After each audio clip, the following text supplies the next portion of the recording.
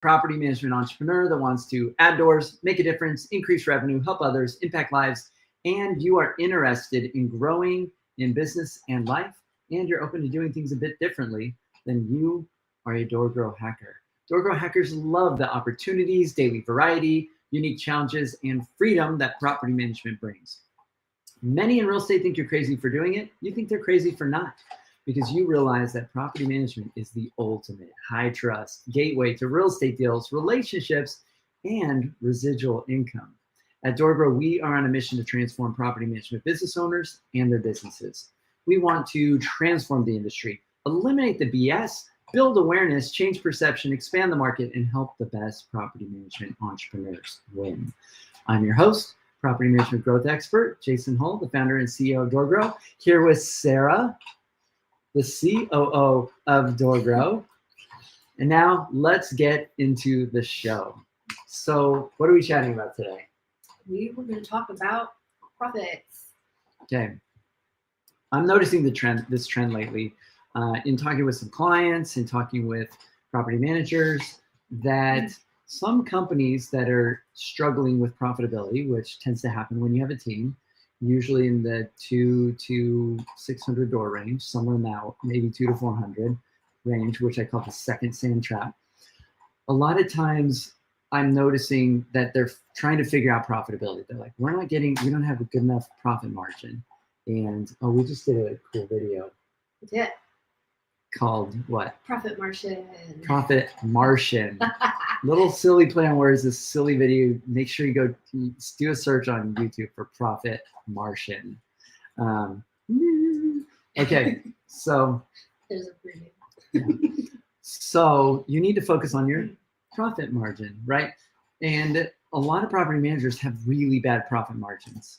Like some of the gurus and mentors and coaches that you look up to out there, some of the people with tons of doors, their profit margin actually really sucks. You can have, it doesn't matter how many doors you have or how few doors you have, you can have a really bad profit margin. Yeah. So actually, I was talking with somebody just maybe 2 days ago, and he sent me some data from NARPM. So they do all of their like little, tests and data gathering and all of that good stuff. And this is from, I think, not 2022, but I think 2021.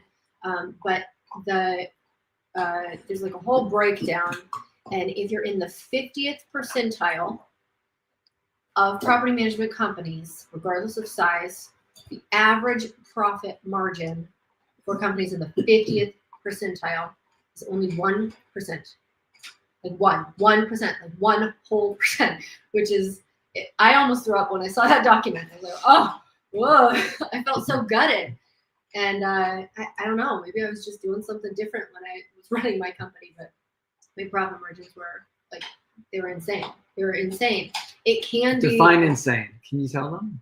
I was well over 50% profit margin. Yeah. Like well over 50%. She's kind of efficient. I ran a tight ship. I did. But I almost couldn't believe the data, but I have to believe the data. It comes from NARPM, right? So it's like, well, that's the data. So I don't know what's happening, and I think we made the connection. Yeah. And wait, can I brag about you for just a sec? So yeah. So she was managing over 200 doors. 260. Okay. It's a difference. It is. That's a lot. Like some companies only have 60 and they're struggling.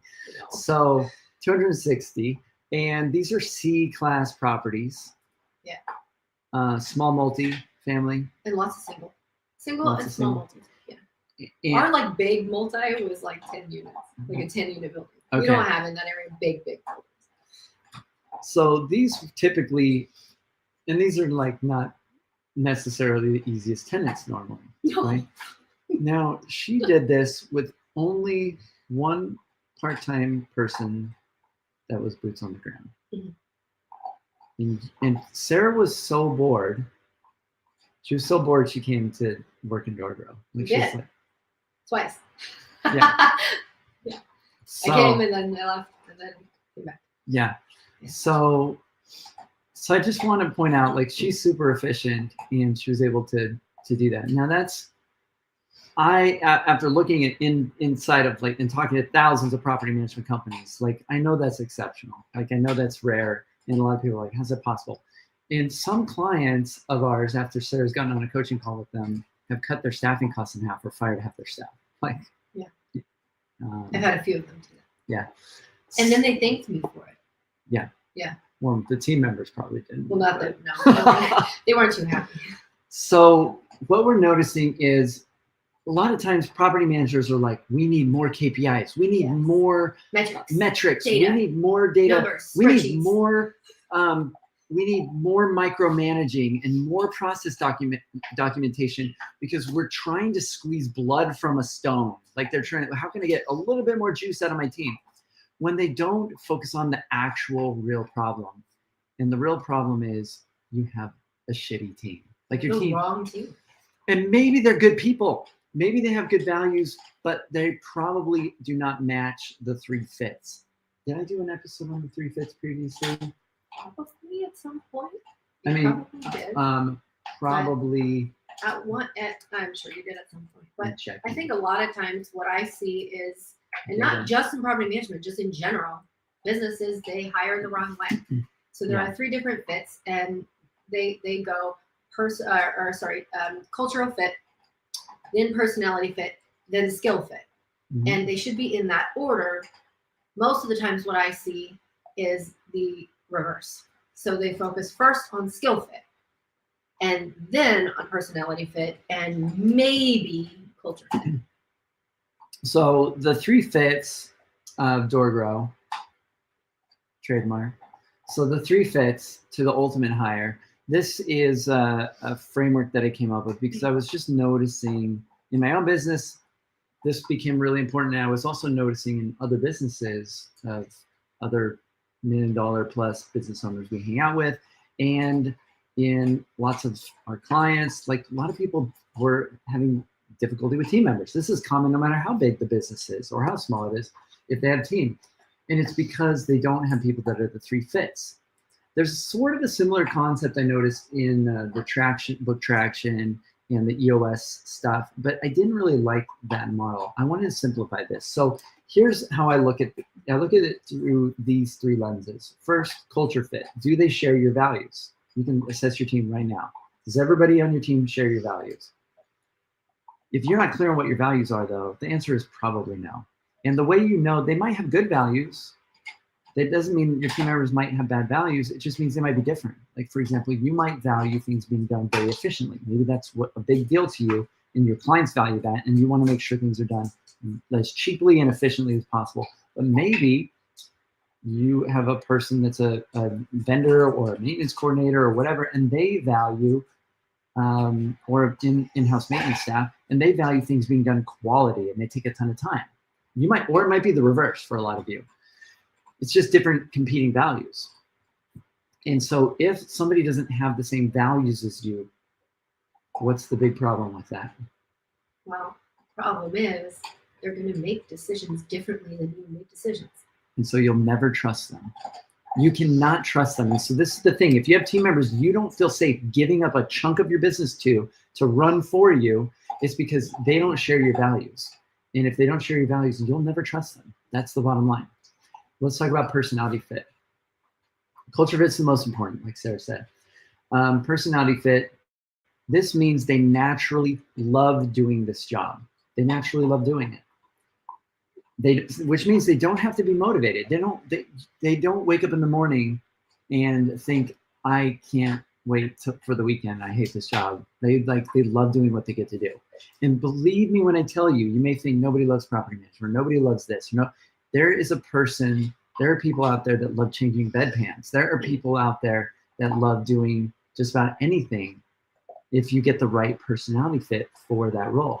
Not everybody loves sales, but if somebody's the right personality fit, they love it. They love the push. They love the hunt. They love the chase. They love the challenge. They love talking to people. They have no resistance to doing cold calling. Some people love that stuff. Some people hate it. Some people love accounting. Some people hate it. Some people love, whatever it is. You can pick anything. And so personality fit means if they're a good culture fit and a good personality fit, that means you just need the last thing, which is skill. The skill fit means they have the training and the experience to do the job. So you can hire people that already have the skill, or which is somebody that already knows how to do it well. They're what we would call a who. They're looking for somebody who can do the job. Or there's those that you can train and teach how. So that would be like hiring a how. There's a really great book called Who Not How, which is a really great book. And in the beginning, early stages, you have to hire hows, because and you're going to teach them, which means you have to be the who that knows everything. And later on, you're going to start to hire people that are beyond your level. Like I hire people beyond my level that are better at these things than me. I hire who's. They're much better at these things. And so here's how this works. I usually have a Venn diagram, 3 circles that are overlapping. I've got culture, personality, skill. And if they have culture and personality, they can be trained, is what shows up in the middle of those 2. If they have culture and skill, but they're not the right personality fit for the role, they don't love it. But they believe in you, they love your company, they share your values, and they have the skill to do the job and the training. Here's the caveat: they'll never be great. They'll never be great at that role because they'll always have friction and resistance. That's like, they might, like, let's say you hire somebody to be a BDM, but they hate talking on the phone. And they don't like reaching out to people, and it's uncomfortable. You've trained them, they have the skill to do it.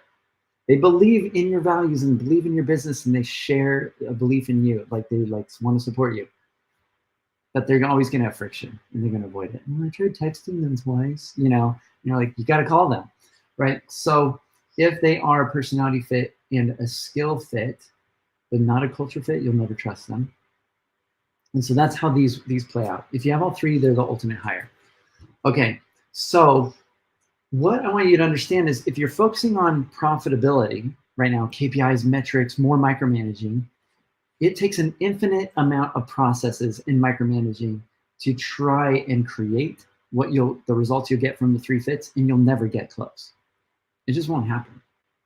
And so it doesn't make sense to go sign up with profit coaching companies and working on your NARPM accounting standard and all these metrics, when the easiest low-hanging fruit to increase profitability is to tackle the biggest expense in your business if you have a team. And what is that? What's the biggest expense in your team? Well, all the people. Yeah, if you have a team, it's your team. People you gotta pay people. They like that.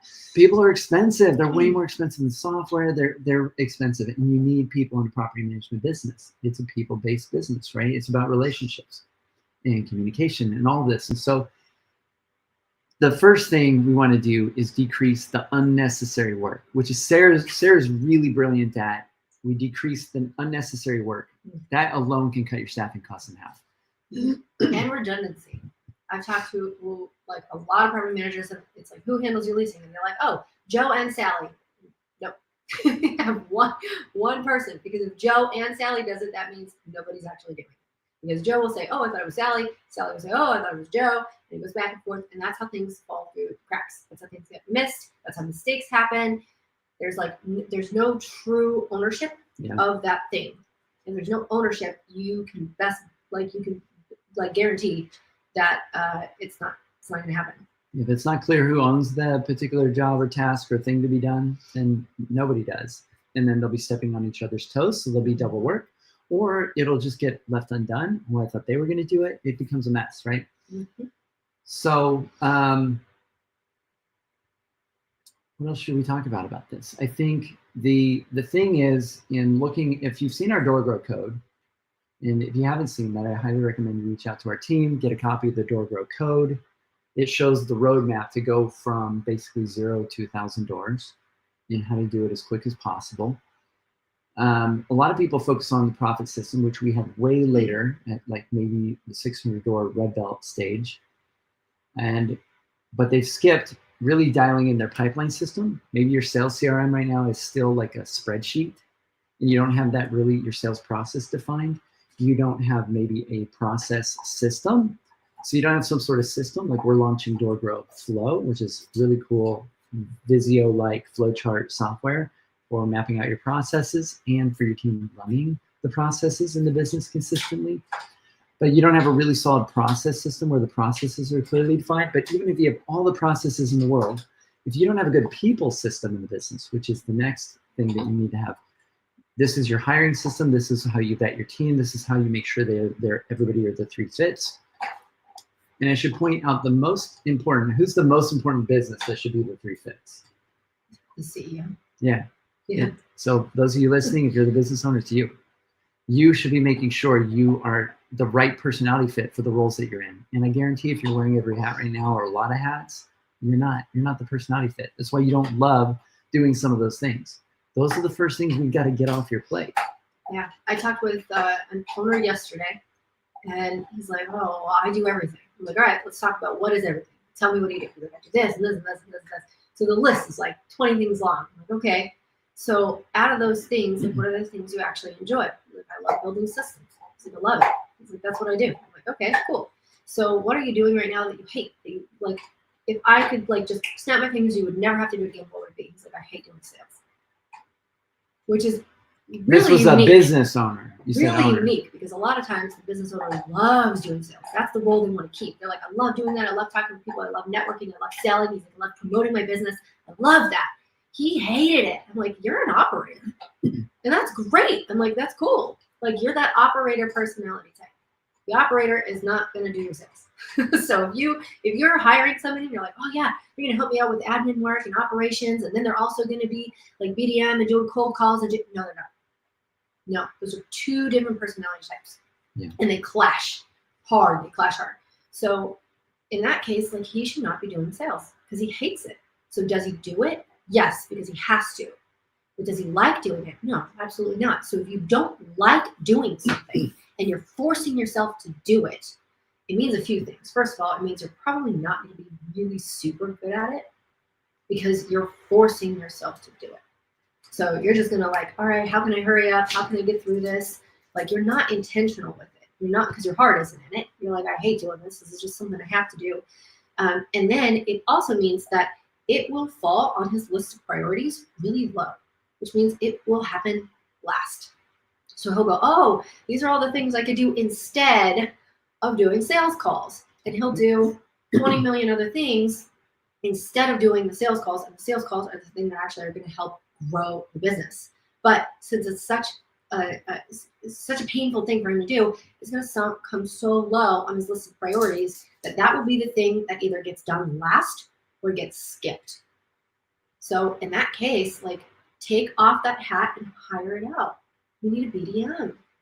So one of the things that we recommend that you do is you need the process system, you need a people system. And so that's something we help our clients build out, is a hiring system. We have DoorGrow ATS, that stands for Applicant Tracking System, software. And then we have an AI assessments partner that we partner with to assess you and your team and your potential new hires. Mm-hmm. Then we have things that we help you map out, like RDocs, which are the ultimate job descriptions, which will filter out and help also attract some people that are the right personality fit.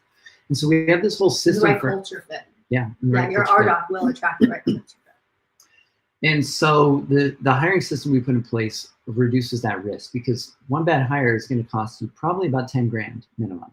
You'll probably have them on for 3 months. You'll be paying them some sort of amount of money each month. And they will probably also cost you some business, especially if they're connected to the front end at all.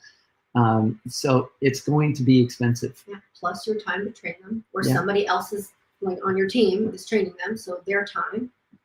Yeah, so you're losing plus money. Plus the missed opportunity from finding the right person. Yeah.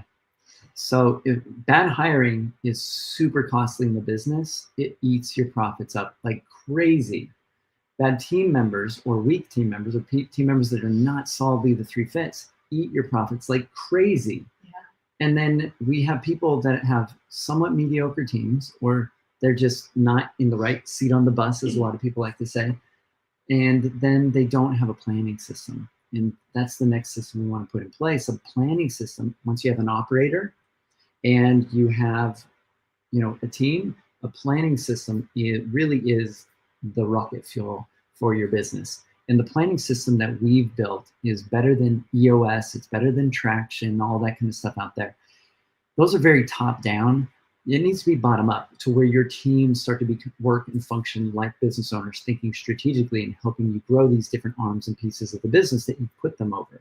on your executive team. And so DoorGrow OS allows that to happen. It's software that we built, and this allows you to come up with your annual, quarterly, monthly, and weekly goals as a team to figure out how do we eat this elephant one bite at a time and break it down. And it creates ownership. It creates accountability. Everybody can see whether or not people are getting things done. There's green yeses and red no's at the end of the week on this software, and everybody's accountable and can see it. A players, that people that are the three fits, they love this. They love this accountability. They love being in the system. B players will quit. I've seen it multiple times. We implement something in a business planning system like this, and then team members quit. They're like, forget this. I don't want to be seen.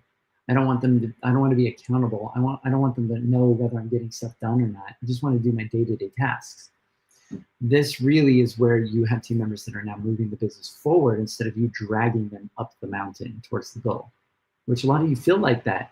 And if you're dragging your team members up the mountain, they're all sitting in the wagon and you're pulling them and you're trying to clear the path with the machete and go up the mountain towards the goal, you have the wrong team. If you get your team in the right alignment and you've got your values defined, you've got your process system, your people system, your planning system, your pipeline system, you got all these, you will be infinitely more profitable. I find that I get 3 times the output from team members if they are the three fits. Easily. And so what would that do? Imagine what that would do if you got 3 times the output from the existing team, how much more capacity you could have. How would that affect your business? Like it's pretty magical, I will tell you. So our clients grow pretty rapidly. And so if focusing on those, after we get all those systems in place, then at DoorGrow, we'll focus with clients on the profit system. After all that, going to the profit system and KPIs and metrics and trying to squeeze team members and all this is kind of like you're trying to do bodybuilding and you are taking creatine. You're like, creatine's supposed to help my muscles. Yeah, it can help a little bit, but they're not. You need to eat food. You need to get sleep. You need to exercise. Like, you need to do the basics. So don't jump to the end and try to start to squeeze more money out of your team and more profitability when you haven't solved all these earlier problems that need to be solved.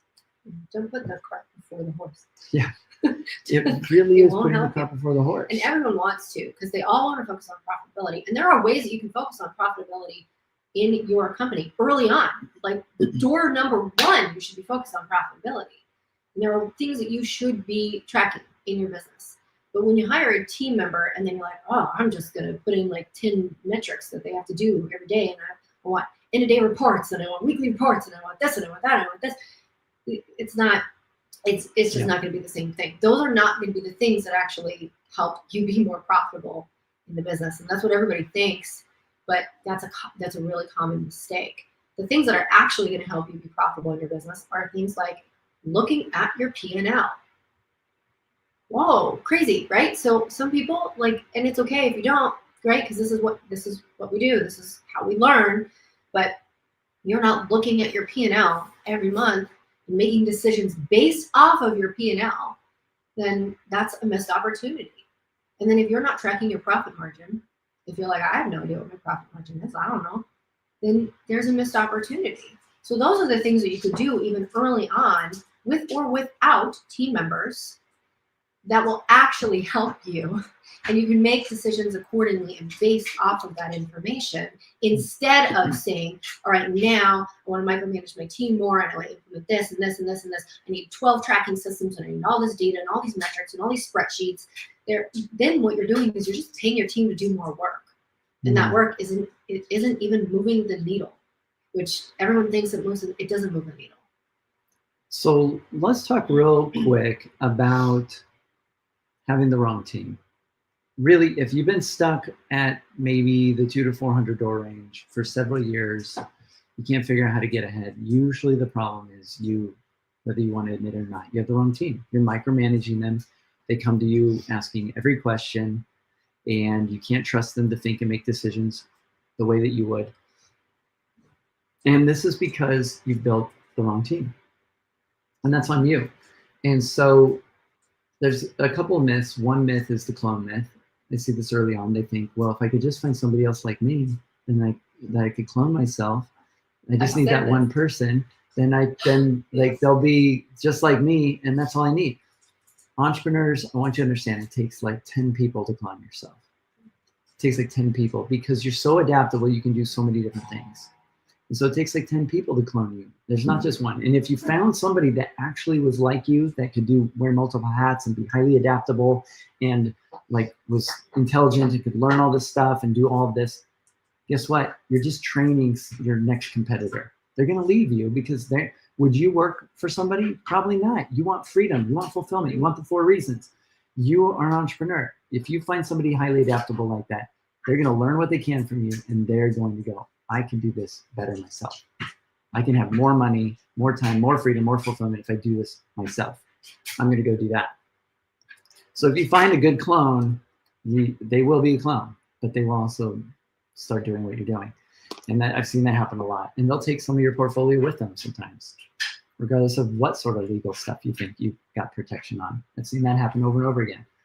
So the other thing is, if you have the wrong team, this is something we can help you with at DoorGrow. We can help you figure out your team, assess, and we'll help you figure out which things are your strengths, which things do you most enjoy doing, so we can build the right team around you. If you are not showing up, how do I say this? You can't build the right team around the wrong person.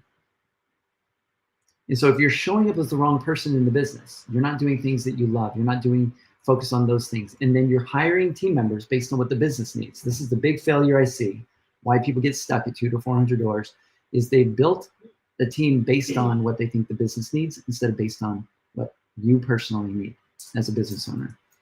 We will help you figure that out. We have processes for this. We do time studies. We help you with our docs, all these things. We're going to get you clarity. We'll have you do our AI assessment as well.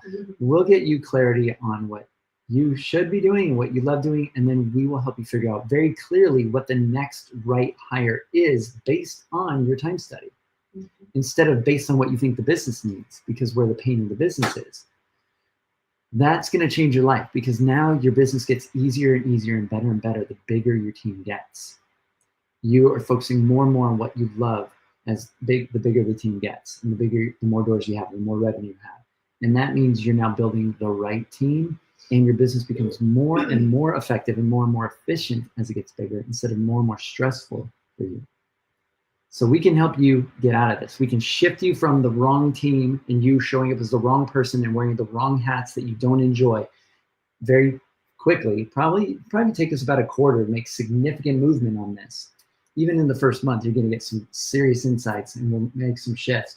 But in a quarter, we can usually get you to a much healthier place where you feel like you have more fulfillment, more freedom, and we've restructured your team so that we can help you out. And we've done that. I just did that with a client recently, and he thought, hey, I'm the operator. Yeah. This is what I like. I like being the operator. I'm good at this. I'll do this. And then we assessed him, because we built out his RDoc for the operator. We assessed him in that role, and he was like, oh, I should not be doing this role. This is not, I actually don't like this, and I don't function well in that capacity. So he realized that he should not be running the business in the operator capacity, which means you need to now hire an operator. So that allowed him to focus on the things that he actually does like, which is the sales and the BDM, not surprisingly. So he's now in that role in the business. And he was like, hey, I'm going to hire an operator. And he had someone on his team that he thought was going to be able to ascend into this operator position. He was going to start him out and then kind of ascend him and give him like a little bit more and a little bit more. We assessed this team member the same way, and it was very clear, this is not going to be your operator. So if you put him in this position for right now, like it will be like, a butt in the seat. But this is not your long-term guy. This is definitely not your forever guy. There's just going to be too much friction because he doesn't function in that capacity. He doesn't. And he said, well, I think I'm going to try it. We're going to see how it goes. He tried it, and very, very quickly he realized, oh, this is not the right move. He's not going to be able to handle these things that operators handle. He could handle like a few pieces. So he's like, I have to change the role, and I have to continue looking for the operator. And it was so funny because he's like, the AI assessment showed me very clearly Like, I am not the person for this, and he is not the right person for this. Mm. But he was able to make those decisions and have that clarity in his business because of those assessments and because we built out the R docs. And aside from doing that, he wouldn't have known, and he would have been the operator. That's what he thought he was supposed to do. Yeah, so we have these RDocs, we feed them into this AI tool. It helps us assess the different personality qualities, and then we can adjust those levers based on what we think, whether it's accurate or not. And so it's very easy. Like, we can sit down with a client, like this client, and look at this and go, what's the ideal operator? Well, they would have this attribute, this attribute, this attribute. Cool. And then we have them take the assessment, and it shows that's not him. It's pretty obvious. And then he looks at those, well, what are my attributes? And then he can say, yeah, that's true about me. And I can see that now. So it really provides some clarity. So to sum this up. Also, I just wanted to say one more thing on this. So since we ran the business owner through that assessment, we had his results. And then we ran this other person that he thought was going to end up being the operator through that same assessment, and we had his results. And we could see, first of all, that the business owner was not going to function as the operator, but it also stack ranks them. So you can see the business owner out of two candidates, right? We had the business owner and the other team member. Yeah. The business owner scored the best, which still was not great.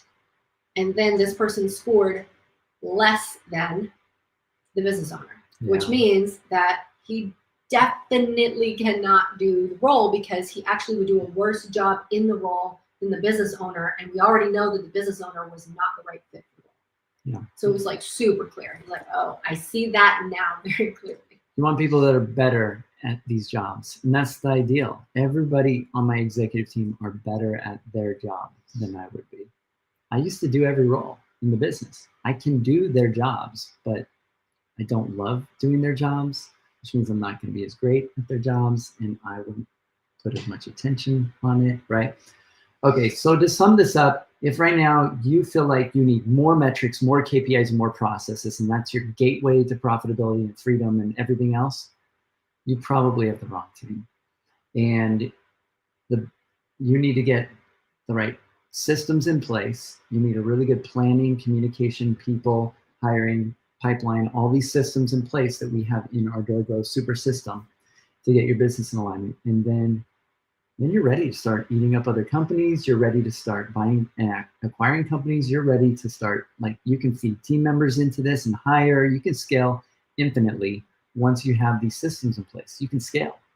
And that's our goal at DoorGrow, is to create scalable businesses. And so if you want some help with scaling your business, getting out of the crappy day-to-day and the frustration, and you feel like your only way out of this business is to sell it someday, you can exit certain pieces of the business without exiting the business. I've exited almost all the pieces. I've exited all the pieces that I really don't enjoy in my business. And I will continually be exiting pieces until maybe someday I actually exit everything in the business and just an owner. Or maybe eventually I die or whatever, right? So you want to figure out which level of exit do you want. And you don't have to exit the frontline work or the stuff that you don't enjoy doing. This myth that you're the only person that can do it is BS. Nobody else can do it better than me is BS.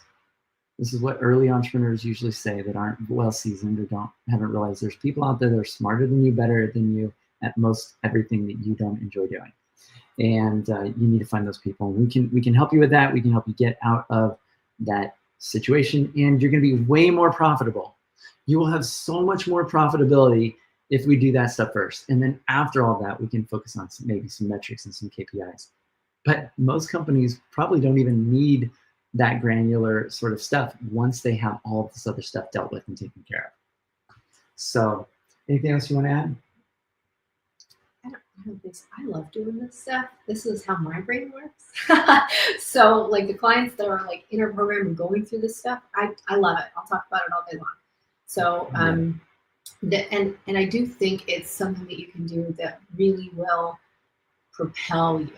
It's going to move you into that role that you really hoped that you would get, right? Because I doubt very much when you started a property management company, you were like, man, I can't wait to talk to tenants every day. I can't wait to deal with maintenance. This is gonna be so fun. Oh yes, dealing with tenants and evictions and like all the nonsense that comes along with it. Like, yeah, I can't wait for that. It's gonna be so fun. Like, probably not really your dream job. Like, it sure as hell is not my dream job. I will tell you that, right? I've been offloading like more and more to my assistant, and I'm like, oh, this is so nice. I don't have to deal with a lot of the stuff that I used to have to deal with. But I think a lot of times what business owners forget, or at least they don't realize it for some reason, is this is your business and you get to build it the way that you want to build it. So all of the I should do this and I have to do this and I'm the business owner, so this is my job. No, you create your job.